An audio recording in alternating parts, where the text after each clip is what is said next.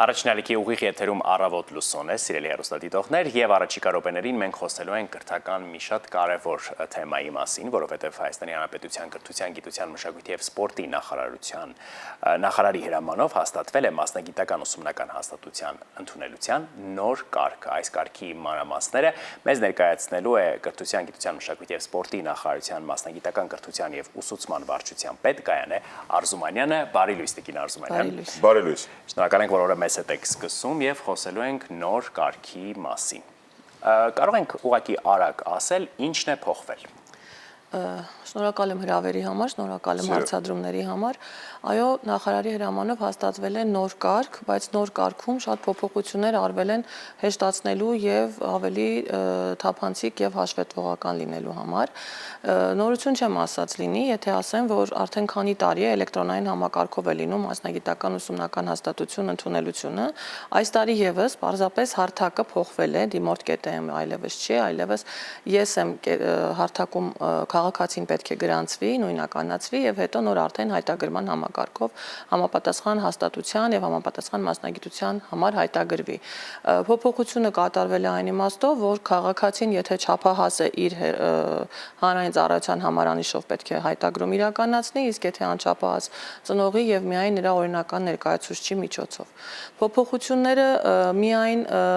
լավարկող փոփոխություններ են, այն իմաստով, որ շատ ուրեմն հարցադրումների ավելի ճիշտ մոտեցում է դրսևորվել։ Մասնավորապես ես կուզենամ նշեմ նաև սպորտի ոլորտում Եվրոպայի եւ աշխարհի չեմպիոնների համար կատարված լավարկող փոփոխության մասին, եթե մինչ այդ մեր երեխաները, դիմորդները գալիս նորից քննություն էին տալիս, եթե սպորտի համապատասխան իրենց ուղղվածությամբ էին ուզում ընդունվեն, հիմա արդեն նրանք ունեն հնարավորություն առանց քննության ընդունվելու։ Սա եւս փոփոխություն է արվել։ Գերակա մասնագիտություն։ Այսինքն, եթե ներողություն եմ խնդրում, որ ընդհատում եմ, ճիշտ հասկացա թե ոչ։ Եթե ես աշխարհի չեմպիոն եմ կամ Եվրոպայի չեմպիոն եմ, միայն չեմպիոնների մասով։ Միայն չեմպիոնների համար։ Ես կարող եմ առանց քննություն հանձնելու, առանց քննության հանձնելու, այո։ Որևիցե մի Որովհետև սպորտ ոչ թե որևիցե ցանկացած, այլ կոնկրետ ուղղվածությամբ, եւ թե ՄՇՄԱՐՏ-ի աշխարհի կամ Եվրոպայի չեմպիոն է, եւ գալիս է օրինակ Երևանի կամ Գյումրու օլիմպիական քոլեջը ընդունվելու հենց նույն մասնագիտությամբ առանց քննության, ի տարբերություն մյուս դիմորդների, որոնք տվյալ տեղը զբաղեցնելու համար պետք է քննություն տան։ Առհասարակ որպես տեղեկատվություն փոխանցեմ, որ ընդունելությունը մասնագիտական ուսումնական հաստատություններ առանց քննությունների է ոչ ոլորտային մասնագիտությունների համար եւ քննություններով ոլորտայինների համար, օրինակ առողջապահական ոլորտում նրանք ունեն համապատասխան քննություն եւ արդյունքներն ամփոփվում են հիմնական կրթության ընդհանուր հիմքով վկայականի եւ միջնակարգի դեպքում ատեստատի միջին թվաբանականով եւ գումարած քննության առարկան, քննության գնահատականը։ Իսկ ոլորտային մասնագիտությունների համար մասնավորապես երգեցողություն, քանդակագործություն եւ գեղանկարչություն մասնագիտությունները միայն քննություն առարկա, քննության գնահատականն է հաշվարկվում, մնացածի դեպքում վկայականի եւ ատեստատի միջին թվաբանականները։ Հաջորդ լավարկող փոփոխությունների մասին, գերակա մասնագիտությունների մասին կուզենամ խոսեմ, սա փոփոխություն չէ, բայց ավելի փոփոխությունը այն իմաստով է արվել, որ վճարովի տեղերը արդեն նախարարության կողմից են հաստատվում։ Որքանով տեղյակ են, որքանով էլ չէ, տեղեկությունը փոխանցեմ, որ կառավարության կողմից ունենք գերակա ոլորտներ, ի թիվս մի շարք ոլորտների առանձնացված է շինարարություն, արդյունաբերություն եւ գյուղատնտեսություն ոլորտները, եւ այս ոլորտներից առանձնացված են մի շարք մասնագիտություններ, որոնցով սահմանված է բարձր կրթաթոշակ։ Ինչի մասին է սա։ Մեր տնտեսության մեջ կան շատ աշխատատեղեր, թափուր աշխատատեղեր, որոնցով հետաքրքրված չէին։ Այսինքն ուսանողները, դիմորդները չէին ուզում այդ մասնագիտությամբ սովորեն եւ հետաքրքրությունը, մոտիվացիան բարձրացնելու համար գործիքակազմ կիրառվեց 50,000 դրամ կրթաթոշակների ծրագիրը եւ 23 թվականից ներդրվեց այդ ծրագիրը եւ այսօր արդեն ունենք բավական մեծ ցուցանիշներ գերակա մասնագիտությամբ ընդունված եւ սովորող եւ բարձր կրթաթոշակ ստացող ամսական 50,000 դրամ։ Ամբողջ առաջին կուրսի ընթացքում բոլորը առանց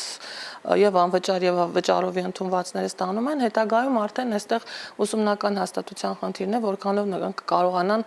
նպաստեն, որ երեխան ցանկանա սովորել եւ լավ մասնագետ դառնալ եւ առաջադիմության բարձր լինել դեպքում պահպանում կամ ավելի բարձրացնում է կամ փորձում է Բայց կրթաթոշակը։ այս պայծրությամբ բավականին հետաքրքիր ցուցանիշներ ունենք։ Հետաքրքիր ցուցանիշներ ունենք, իհարկե, եւ այլոք քայլեր ենք ձեռնարկում նաեւ այն իմաստով, որ այն միջոցները, որ ներդրվում են լավ կադրեր պատրաստելու, հետագայում ծառայի նաեւ տնտեսությանը, այսինքն իրենք եթե ավարտում են գերական մասնագիտությամբ, նաեւ աշխատեն իրենց այդ նույն մասնագիտությամբ, այդ գործիքակազմը հիմա մշակման փուլում է եւ շրջանառվում է, այս պայծրությամբ գործող իրավակարգավորումներով առայժմ ամբողջ առաջին կուրսի ընթացքում ստանալու են եւ այդ աշխատելու պարտադիր պահանջը դեռ չկա, մյուս տարվանից նոր արդեն կներդրվի։ Փոփոխություններից ուզում եմ նշեմ ժամկետները, որ ավելի առաջ է եկել, ավելի շուտ են հայտագրվելու։ Ինչպես է կատարվում, գրանցվում է քաղաքացին ԵՄԻՍ ԿՏՄ հարթակով, այնուհետև հուլիսի 10-ից հիմա շատ բողոքներ կան, որ մտնում են այդ հարթակ, չի բացվում,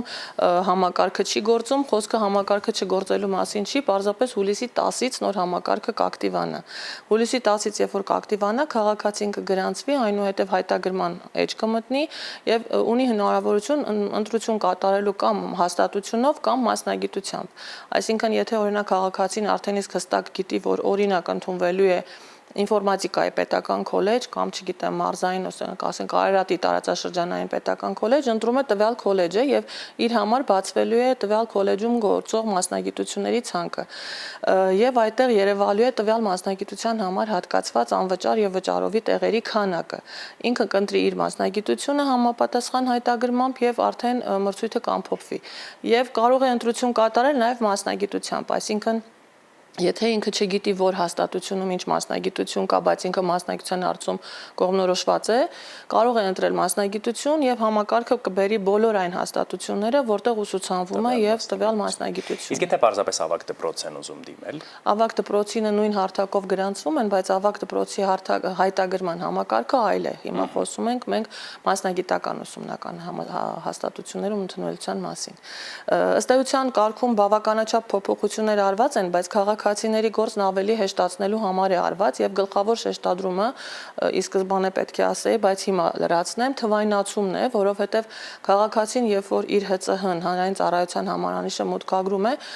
հանրապետության բոլոր շտեմարաններում արկա փաստաթղթերը ինքնաշխատ կերպով հայտնվում են իր դիմումի էջի վրա, այսինքն քաղաքացին այլևս կարիք չունի թղթային տարբերակով սկանավորի, կցի եւ այլն։ Համակարգը ինքն իրեն արդեն բերում է տվյալ քաղաքացու վկայականը կամ ատեստատը։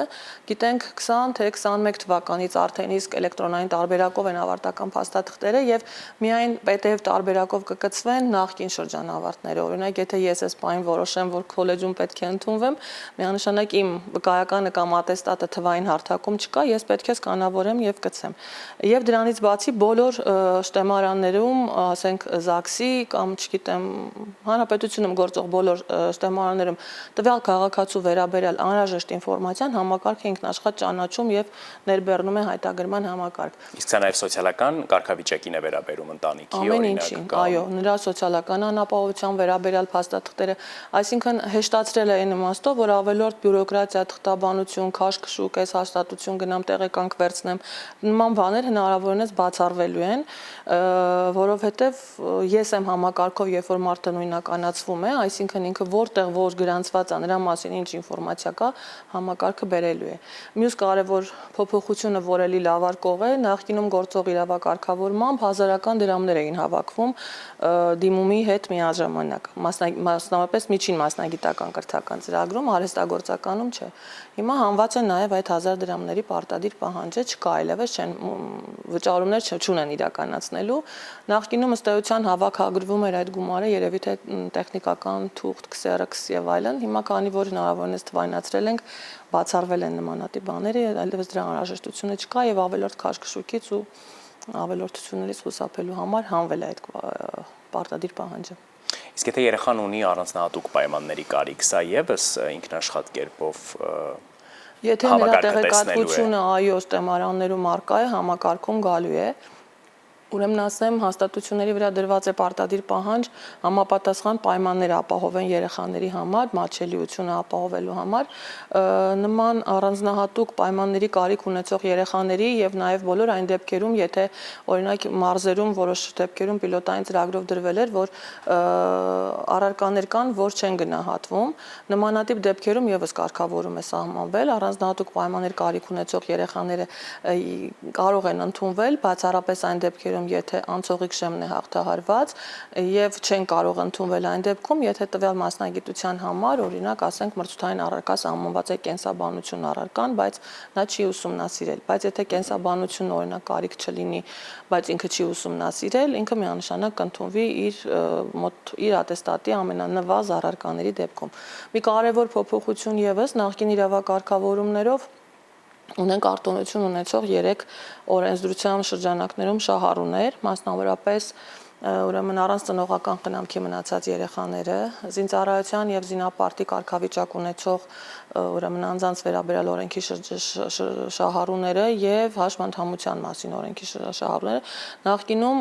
պետության կողմից փոխհատուցվում էին բացառապես օրենքով սահմանված էր, որ եւ արկան եւ հերական, բայց քանի որ ենթաօրենսդրականով կարգավորված չէր, հիմա հերակա կրթությամբ այս ուրեմն շահառուները եւս կարող են կրթություն ստանալ ընդունվել անվճար անցողիկ շեմը հաղթահարելու պարագայում։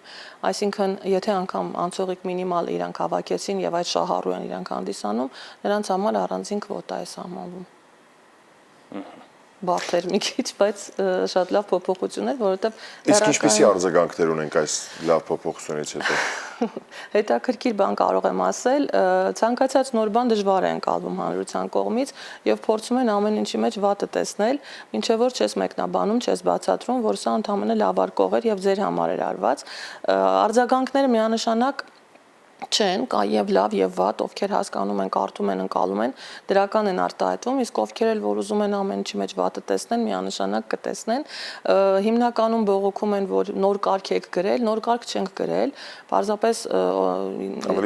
ավելի հեշտացրել ենք եւ պահանջներ այնպիսի, որ ուժը կորցրած ճանաչվեր եւ նոր կարգ գրվեր եւ ոչ թե նախկին կարգում փոփոխություններ արվեր։ Վերնագրի մասին է ընդհանրապես խոսքը, երևի թե դա է մարդկանց շփոթության մեջ գցում։ Միանշանակ չեն եւ լավ եւ վատ հիմնականում ասում են, որ նոր կարգ էի գրելու, մի քիչ շուտ ասեիք։ Հիմա իրավիճակը այնպիսին է, որ այս պահին է ասվել եւ որևէ բան չի ուշացվել, ամսի 10-ից համակարգը կբացվի, անգամ հիմա կա, բայց համակարգը բաց չէ, որովհետեւ պահանջն է այդպեսին։ Կբացվի այն ժամանակ, երբ որ արդեն ընդունելության Մենք կարծում ենք, որ մեր այսօրվա հանդիպումից եւ զրույցից հետո շատ այն մարդկանց մոտ, ովքեր ունեին այլ պատկերացում, կփոխվի նաեւ նրանց պատկերացումը, իսկ ամսի 10-ից երբ որ համակարգն էլ արդեն սկսի ակտիվ գործել, նրանք ավելի քան կհամոզվեն, որ ոչինչ չի փոխվել, ուղղակի ամեն ինչ արվել է, որպեսզի դիմորդների եւ մարդկանց կյանքը ավելի թեթևանա, ավելի հեշտանա։ Շնորհակալ ենք հանգամանալից ներկայացնելու համար այս նոր կարգը, ձեզ օրվա լավ շարունակություն։ Իսկ մենք եթերը շարունակում ենք երաժշտությամբ։